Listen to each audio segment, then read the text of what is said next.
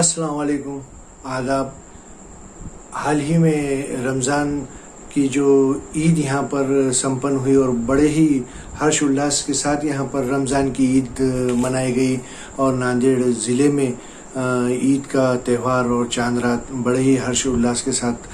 मनाई गई और प्रशासन की ओर से भी यहाँ पर मुस्लिम समाज के लोगों को काफ़ी सपोर्ट किया गया और हमारे सभी समाज के लोगों ने यहाँ पर विशेष तौर पर मुस्लिम समाज को यहाँ पर सपोर्ट किया, कोऑपरेट किया और पूरे महीने यहाँ पर रमज़ान के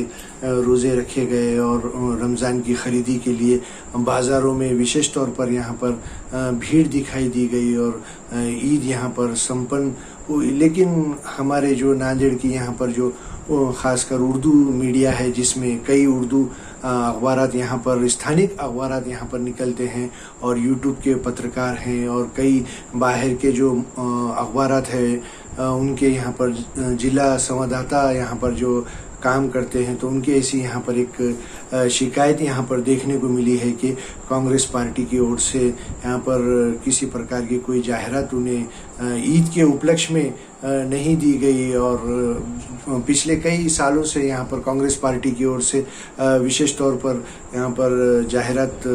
नहीं दी जाती और ख़ासकर कांग्रेस पार्टी जो मुस्लिम समाज की यहाँ पर काफ़ी हितैषी मानी जाती है और मुस्लिम समाज की बहुत उनको पुलका दिखाई देता है, लेकिन जब देने के नाम पर यहाँ पर आता है तो यहाँ के स्थानिक मीडिया को उनका सौतेला व्यवहार दिखाई देता है। ऐसा यहाँ पर उर्दू मीडिया के कुछ नुमाइंदों का ऐसा कहना है। और आज यहाँ पर माजी मुख्यमंत्री अशोकराव चौहान की ITM कॉलेज में संवाददाता सम्मेलन था, लेकिन कुछ उर्दू मीडिया के संपादकों ने और पत्रकारों ने और यूट्यूब चैनल के पत्रकारों ने इसका सीधे तौर पर बायकॉट किया इस प्रेस कॉन्फ्रेंस का। उनका ऐसा कहना था कि भाई उर्दू मीडिया के साथ जो यहाँ पर कांग्रेस पार्टी का और इसके नेताओं का जो सौतेला व्यवहार देखने को मिलता है और ये सिर्फ दिखावे के यहाँ पर बातें करते हैं। वैसे देखा जाए तो ईद के दिन माजी मुख्यमंत्री अशोकराव चौहान और माजी मंत्री DP सावंत, माजी विधायक ओम प्रकाश पोकरना और स्थानिक दक्षिण के विधायक मोहन राव अन्ना हम्बर्डे ने आकर विशेष तौर पर ईद के दिन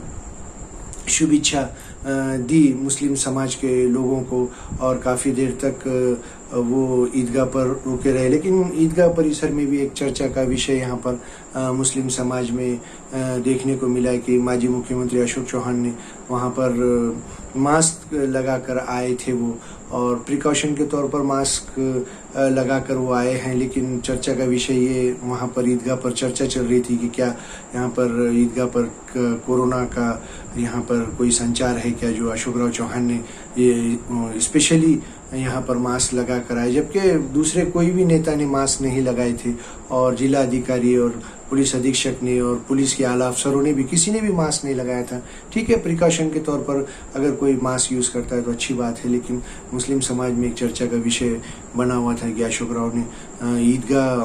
परिसर में मुस्लिम समाज को ईद की शुभेच्छा देने के लिए आए तो मास्क लगा के आए और दूसरे जो कार्यक्रमों में वो बगैर मास्क के देखे गए, तो कहीं ना कहीं मुस्लिम समाज में नाराज़गी का सुर भी देखने को मिला। और विशेष तौर पर अशोक चौहान ने ईदगाह में ही क्यों मास्क लगा कर आए, इस बात की चर्चा दिन भर चलती रही समाज के लोगों में। खैर, लेकिन हम इस बात पर यहाँ पर चर्चा कर रहे हैं हमारे रियल टॉक कार्यक्रम में कि कांग्रेस पार्टी का जो रवैया है और ईद के उपलक्ष्य में जो मुस्लिम समाज का इतना बड़ा त्यौहार है, एक कांग्रेस पार्टी की ईद की मुबारकबाद के तौर पर एक जाहिरात यहाँ पर देना चाहिए था उर्दू अखबारात में और पत्रकारों को इसकी शुभेच्छा की जाहिरात देना चाहिए था, जबकि दूसरे त्योहारों में बड़ी बड़ी जाहिरात यहाँ पर दी जाती है और ख़ासकर मुस्लिम समाज के साथ ये सौतेला रवैया जो कांग्रेस पार्टी का और इसके जो स्थानिक नेताओं का यहाँ पर देखने को मिला, इससे कहीं ना कहीं उर्दू मीडिया में कांग्रेस पार्टी और कांग्रेस पार्टी के जो आला नेता हैं इनके बारे में कहीं ना कहीं नाराज़गी के सुर यहाँ पर देखने को मिले। और कांग्रेस पार्टी के मीडिया में भी कुछ लोग यहाँ पर कांग्रेस पार्टी की और इनके नेताओं की चमचागिरी जी हुजूरी करते और अपने मफादात यहाँ पर वो पूरे करते हैं। और कुछ समाज के नेताओं में भी जो है वो लोग यहाँ पर नेताओं के आगे पीछे घूमकर उनके कई सालों से यहाँ पर उनकी चमचागिरी करते हैं और अपने अपने पद लेते हैं, लेकिन समाज में कहीं ना कहीं, और वैसे देखा जाए तो नांदेड़ में एक तबका हमेशा कांग्रेस पार्टी के और कांग्रेस पार्टी के नेताओं के यहाँ पर खिलाफ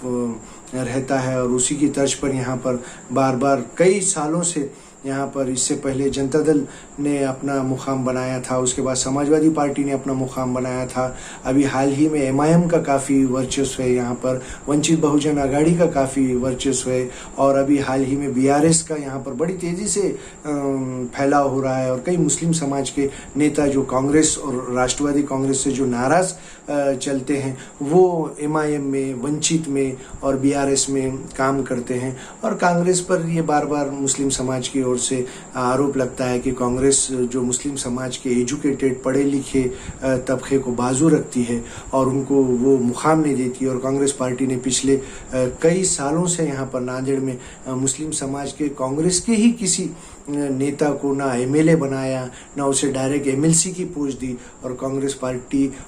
पार्टी के नेता सिर्फ मुस्लिम समाज के कार्यकर्ताओं को सिर्फ कारपोरेटर और उप महापौर और महापौर और चेयरमैन तक ही सीमित रखते हैं। आज तक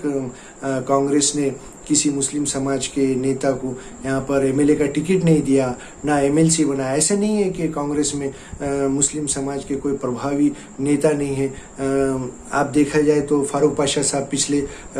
सालों में हैट्रिक मारे थे उन्होंने विधायक बनने की, और वो मंत्री भी बने थे, लेकिन उनके बाद कांग्रेस ने कभी किसी मुस्लिम समाज के नेता को एमएलए नहीं बनाया, जबकि कांग्रेस में सीनियर एडवोकेट एमजेड सिद्दीकी साहब, एडवोकेट रहमान सिद्दीकी, एडवोकेट बारी सिद्दीकी,